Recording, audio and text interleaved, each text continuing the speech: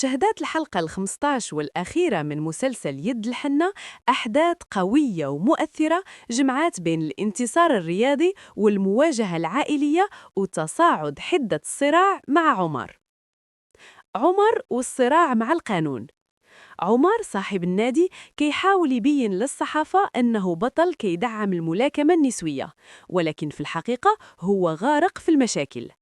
ملي كان كيدير لقاء صحفي جاو عنده العون القضائي وعطاه استدعاء للمحكمة.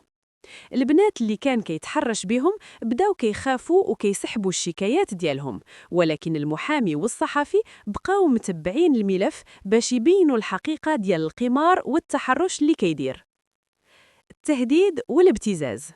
عمر مشى حتى لدار أحمد خو وفاء وبدا كيهددهم. هو كان كيبتز منال مرت أحمد بواحد الفيديو باش يضغط عليهم ويدي الفلوس. منال في الأخير ما بقاتش قادرة تخبي وعاودت لأحمد كل شيء على الفيديو وكيفاش عمر كيهددها، وهذا الشيء زاد من توتر العلاقة، ولكن بين شجاعة منال في مواجهة الابتزاز. المواجهة في الحلبة الفينال. وفاء كانت عازمة تدي البطولة رغم المرض ديال الأم ديالها والضغوطات.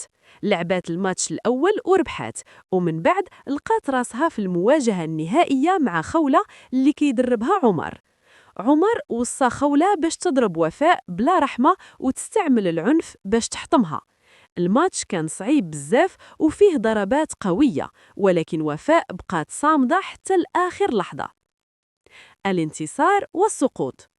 وفاء قدرات تربح الماتش وتدي البطولة وسط فرحة كبيرة من المدرب ديالها وعائلتها، ولكن مباشرة بعد هذا الانتصار وفاء سقطات مغشي عليها بسبب المجهود الكبير والضربات اللي خدات، ونقلوها للسبيطار في حالة حرجة.